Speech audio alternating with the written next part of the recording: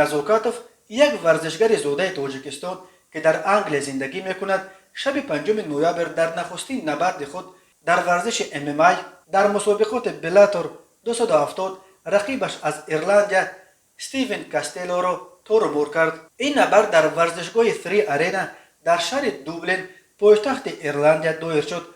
اکثر تماشابینان با کاستلو مخلصی میکردند و شرکت‌های بوکمیکری نیز شانس او را نسبت به ورزشگر زوده تاجیکستان زیادتر حساب میکردند، ولی یوسف نزوکاتوف توانست الکی در راوند دوم رقیبش را چنان تنگ بیارد که او نبرد را قطع و شکست را اعتراف کرد.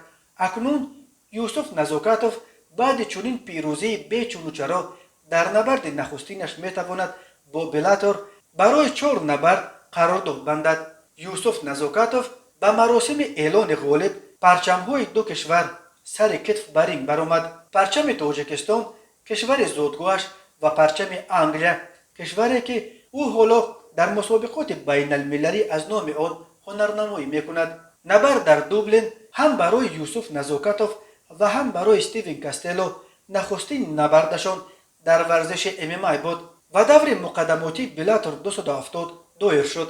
یوسف نزوکاتوف تا کنون در مسابقات که سازمان‌های محلی بریتانیا دایر میکردند اشتراک میکرد.